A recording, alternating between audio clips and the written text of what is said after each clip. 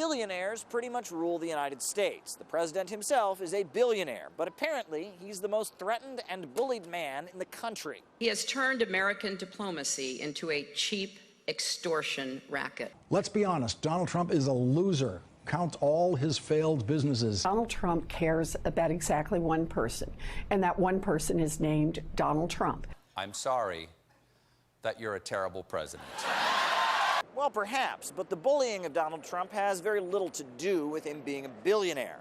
Billionaires almost live in a parallel universe with elite parties, private jets, and little islands that they own. But apparently some billionaires feel like they are a persecuted minority. It's the ordinary people that are persecuting them, led by a boogeyman named Bernie Sanders.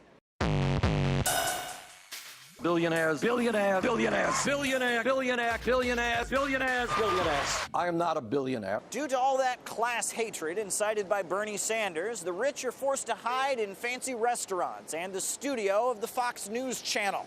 It's no longer safe for them to roam the streets with commoners. Let's go back to Bernie Sanders for a minute. Oh, and here's Bernie Sanders. What the hell has he done? It's aspirational. I didn't start with anything. Just penalize everyone that's done well. Now, Steve Schwartzman, the founder of Blackstone, says that the treatment of billionaires in the United States is starting to resemble the treatment of Jews in Nazi Germany. Seriously, he actually said this. It's a war. It's like when Hitler invaded Poland in 1939. And he's not the only one. It's a rising trend. If you go back to 1933, with different words, this is what Hitler was saying in Germany. You don't survive as a society if you encourage and thrive on envy or jealousy.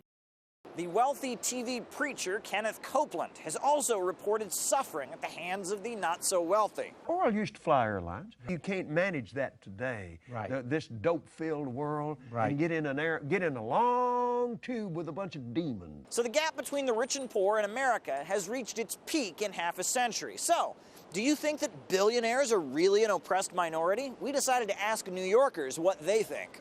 That's a joke, right? Oppressed? No, not at all. I mean, how can I be an oppressed minority when they live in their own world anyway? I don't think they should be hated. They didn't get that way. Well, most people that are really successful got that way because they worked their ass off. They have enough money so they can protect themselves. I don't believe in demonizing the successful. I mean, a majority of them have created a product or service, and that's the result of the good work that they've done is their success. So I don't demonize them for being successful. Now, this notion that the rich are somehow mistreated by society is certainly not new. The Cold War novelist and philosopher Ayn Rand wrote an entire book called Atlas Shrugged. It was about how the rich of the world go on strike against the ungrateful rabble who levy taxes against them. But average Americans just don't buy the argument. It seems that when the ultra-rich claim the world has been unfair to them, they don't really know what fair means. Caleb Maupin, RT, New York.